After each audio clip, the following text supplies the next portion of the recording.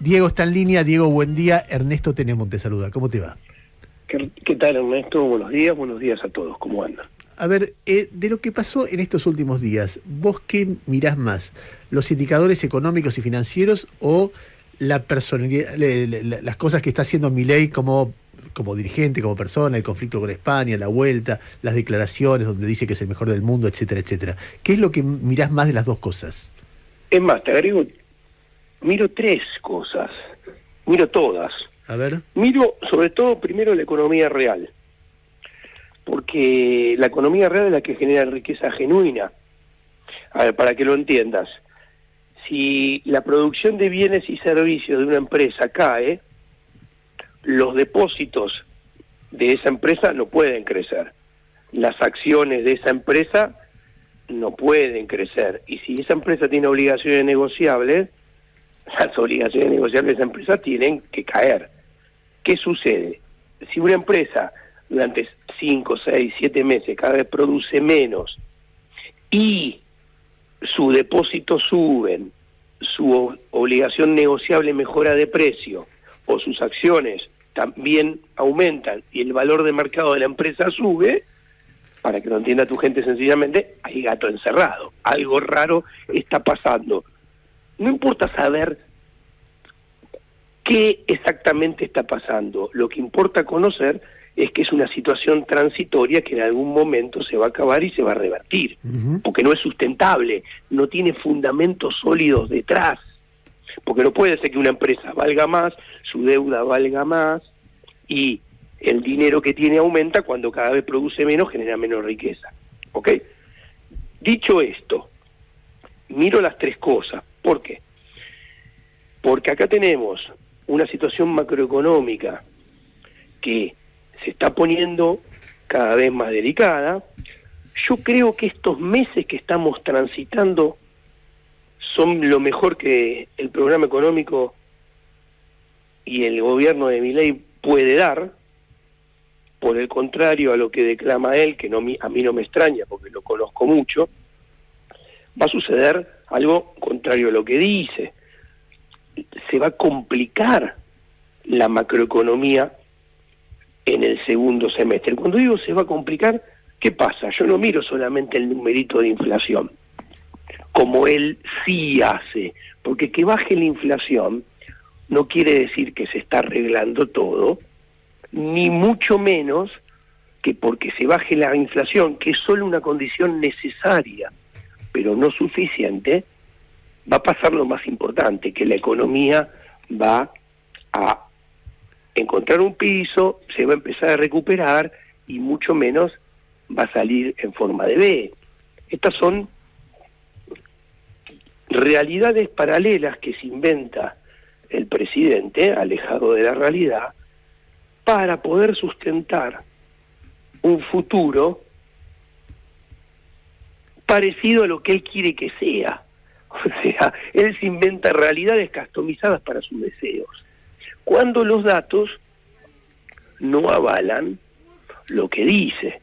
Cuando ustedes miramos el nivel de actividad, porque ¿qué va a ver la gente en los próximos meses? Si tomamos el indicador de Orlando Ferreres, tenemos el IGA, Índice General de Actividad, cayó 9.7 en marzo, y en el acumulado del primer trimestre, en los primeros 3 meses, el nivel de actividad global cayó 6.8. ¿Qué quiere decir? Que si marzo es peor que los primeros 3 meses, la situación está empeorando, no está mejorando. Abril, los datos de abril todavía no están, pero vienen exactamente en la misma línea. Ahora, ¿qué les anticipo? El presidente va a empezar a mostrar, ahora cuando encuentren los números vean los números de abril, mayo, junio, va a empezar con el discurso que la economía se está recuperando, que los números de actividad son mucho mejor. Pero en realidad es mentira, porque ¿qué sucede? La sequía y la mala cosecha del 2023... Claro, te da un sesgo por el lado de agropecuario, está subiendo con respecto al año pasado por la sequía y porque no hay sequía, pero si sacás ese elemento, la caída es muy fuerte. Exactamente. Mira, marzo, el número oficial es que según el INDEC se cayó 8.4, pero si le saco el efecto estadístico del campo, toda la economía cayó 9.5. El primer trimestre, el número oficial, es que cayó 5.3. Si saco el rebote estadístico, porque es un rebote estadístico, no es que el campo está fabuloso, ¿ok? En lugar de haberse caído 5.3, se cayó 6.9. ¿Por qué el campo no está fabuloso? Porque cuando yo miro la competitividad, precio de todos los sectores, por un lado del campo, acá te meto soja, poroto de soja, aceite de girasol, trigo, maíz, carne, y te meto todas las economías regionales, limón, naranja, maní, etcétera, etcétera. Este indicador, que es una aproximación de la rentabilidad, de la facilidad de hacer negocios, cuando comparo abril con diciembre, nos encontramos que todos los números caen entre un 20 y un 45%. Mira.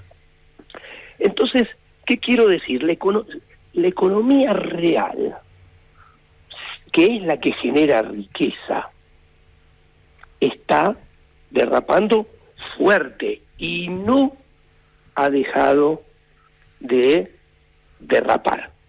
Ni siquiera perdió intensidad todavía el derrape. Con lo cual, los indicadores financieros... O sea, vos ni siquiera, perdóname, Diego, vos ni siquiera ves una L. Es decir, hay gente que ve una B corta, otros que dicen Nike, otros dicen L. Vos ves una, no sé si una caída libre, pero ves que la tendencia sigue siendo hacia abajo. La tendencia sigue siendo hacia abajo. Y en los próximos meses va a seguir siendo hacia abajo. Ahora, ¿qué es lo importante? El nivel de actividad no hay que mirarlo por variaciones, sino hay que mirarlo en la película promedio de largo plazo y mirar el nivel. ¿Cuánto se produce? ¿Cuánto se genera? Imaginemos que encuentra el piso en algún momento, imaginemos que empieza a andar un poquito mejor en algún momento. Yo les aclaro, estudios internacionales, hay un paper académico de Cristina y David Romer. ¿Por qué lo cito? Es un paper académico que está hecho en 1990 bajo la óptica con el cual está hecho el plan desinflacionario de Milei, que es una mezcolanza sui generis mal hecha entre dos modelos diferentes de Chicago. El modelo de Milton Friedman con expectativas adaptativas y el modelo de Robert Lucas Jr. con expectativas racionales. Los tres de los cuatro perros. Exactamente, por eso hay una nota mía en un periódico que sale los sábados y domingos que se llama Un mal plan desinflacionario de dos mastines ingleses. Claro. ¿No? Dicho esto, este paper identifica 5 episodios donde en Estados Unidos se hicieron programas de ajustes monetarios de shock muy fuertes para bajar la inflación. Y la definición, escuchen, para definir estos programas, es cuando el gobierno declaró que quiere que baje el PBI para que descienda la inflación y el Banco Central lo deja por escrito. O sea, ¿por qué cito este paper? Porque es lo que ha hecho Milei. O sea, licuar, destrozar los agregados monetarios para impactar negativamente en el nivel de actividad y, como consecuencia de esto, que baje la inflación. Bueno, este paper toma la producción industrial por un lado y la tasa de desempleo por el otro. Bueno, lo que muestra que en el promedio de las 5 ocasiones, la producción industrial, entre 24 y 36 meses posterior a que se inició el ajuste, tenía un nivel de producción más bajo que el que tenía al inicio. Y la tasa de desempleo había crecido 3,5 puntos porcentuales, todavía estaba más alta que en el inicio. ¿Esto es una relación mecanicista que se va a dar exactamente igual? No, porque esto es una ciencia social. Claro. Diego, déjame decirte, porque una cosa que yo pienso mucho... Pero, perdóname, Ernesto, sí. te cierro el concepto.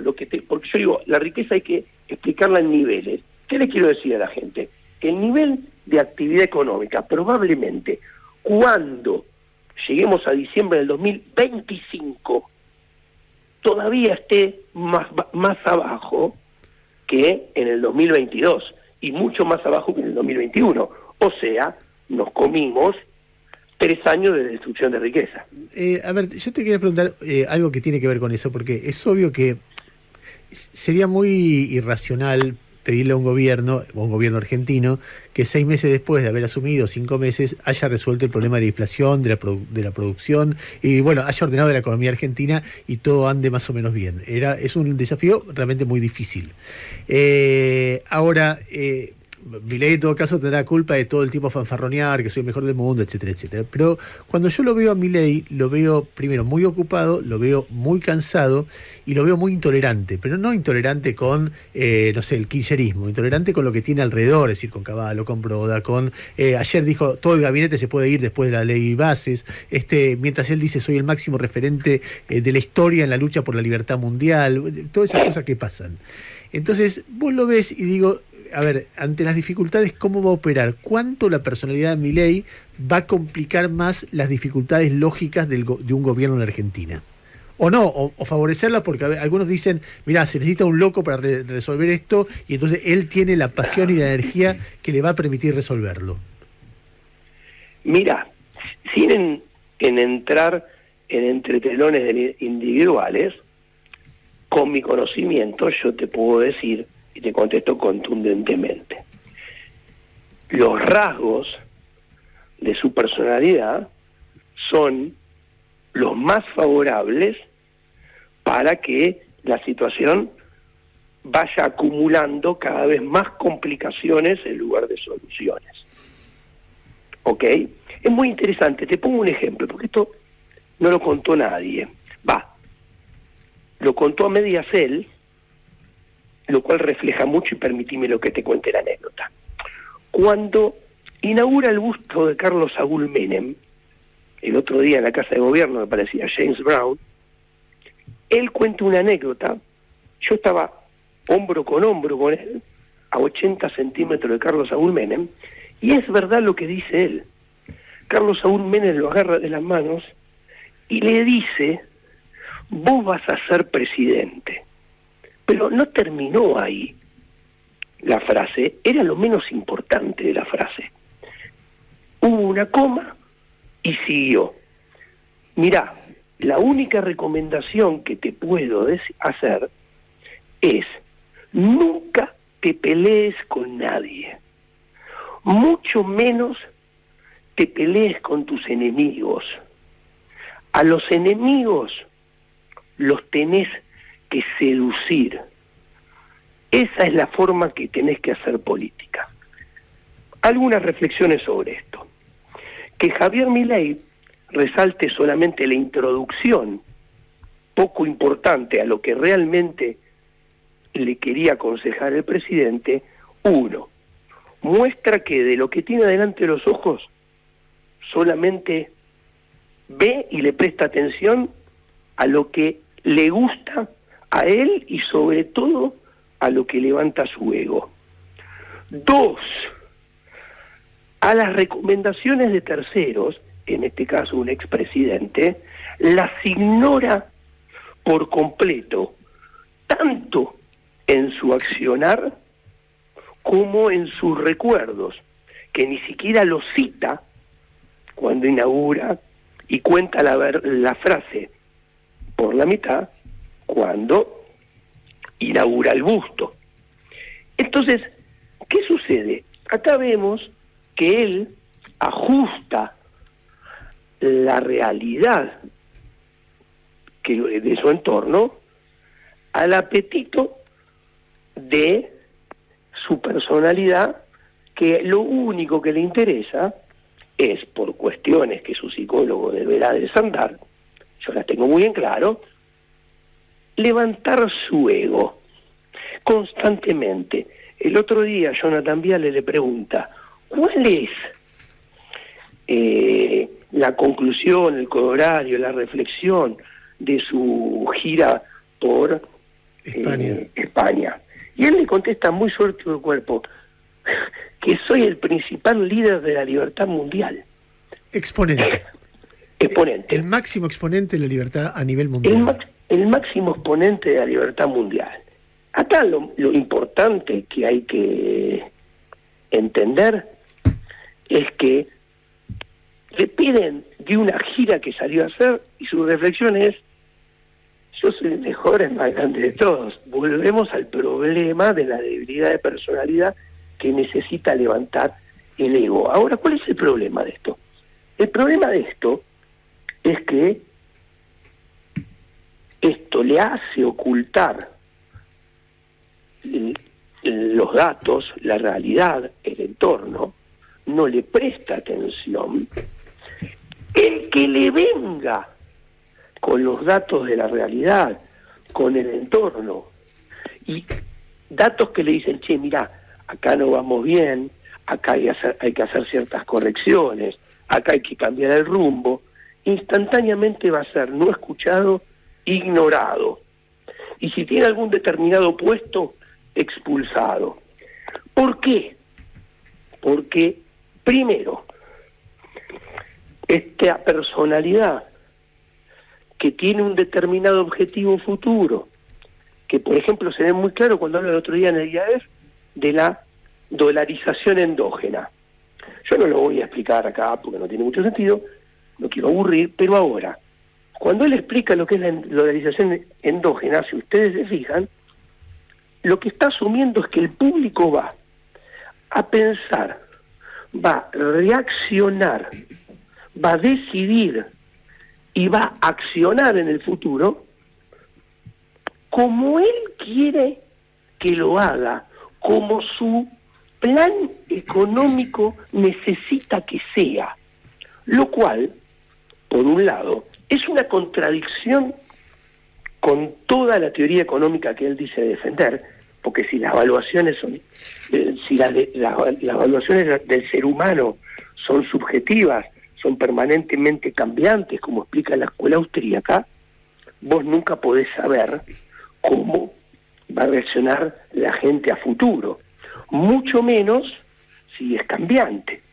Sigo al mismo tiempo. La gente, si todas reaccionan de esa manera al mismo tiempo, y con la potencia que él describe que se tiene que reaccionar, expulsando todos los dólares, etcétera, etcétera. La teoría es muy clara. La coordinación entre individuos, para que todos hagan todo juntos al mismo tiempo, con la misma intensidad, no existe. ¿Pero por qué no existe? Porque el mercado no es perfecto y la información no es perfecta, con lo cual esa coordinación jamás puede existir. Diego, déjame hacerte la última pregunta y te pido que si podés ser breve, porque estoy recontrapasado, sí, pero me interesa. En el corto plazo, es decir, hoy, mañana, la semana que viene, ¿vos creés que la corrida contra el peso o contra, el impulso de los dólares paralelos continúa o se frena acá? A ver, primero, la palabra corrida, para que haya corrida, tiene que haber pérdida de depósitos y salida de depósitos. No, está bien, me refiero a que la gente alguna gente va desarmando posiciones en pesos para irse a dólares, por eso sube el dólar, ¿no? El dólar se ha recién comenzado a mover. Para que te des una idea, la suba del dólar paralelo, en su versión CCL o en su versión Blue, solamente compensó 2 meses de inflación. O sea, en los últimos 5 meses hubo 80% de inflación y el dólar subió muchísimo menos que eso. ¿Ok? Punto número 1. Punto número 2. ¿Qué quiero decir? Que los ajustes del dólar no quiere decir que sean todos constantes, seguidos, sino que siempre que estas variables se mueven, lo hacen de asaltos bruscos, pero no constantes y permanentes. Pueden parar para que se entienda, salta, para un poquito, después salta más, un montoncito más, después para un poquito, después sigue, después puede haber un salto más grande. El dólar está regalado en todas sus versiones. Para que lo entienda el público, sencillo. El dólar, el anterior pico, que fue el 24 de enero de este año, hoy es un dólar de 1.850 a 1.900. El promedio de enero, antes que empezara la apreciación del carry trade de Caputo, es un dólar de 1.700 de hoy en día, haciendo la cuentita aritmética. ¿Por qué digo que el dólar está barato en todos lados? Muy sencillo. Porque vos dijiste, o todos los precios bajan juntos o hay uno solo que sube. Con este dólar, el que produce para exportar no puede hacer negocios. El que produce para el mercado interno tampoco puede hacer negocios. Mucho menos con este tamaño del gasto público, con este tamaño de regulaciones, con este tamaño de impuestos que el mismo Milei subió. Milei agrandó la base imponible, agrandó la cantidad de impuestos, agrandó la alícuota de impuestos, extendió impuestos, y como le cortó la guita a los gobernadores y los gobernadores a los intendentes, nos encontramos, que yo se lo expliqué 10.000 veces, pero su mesionismo no lo quería ver, decía, el motosierra es inaplicable porque lo va a terminar pagando la gente, porque ¿qué va a suceder? Cuando los gobernadores y los intendentes no reciban la guita, se van a dar vuelta.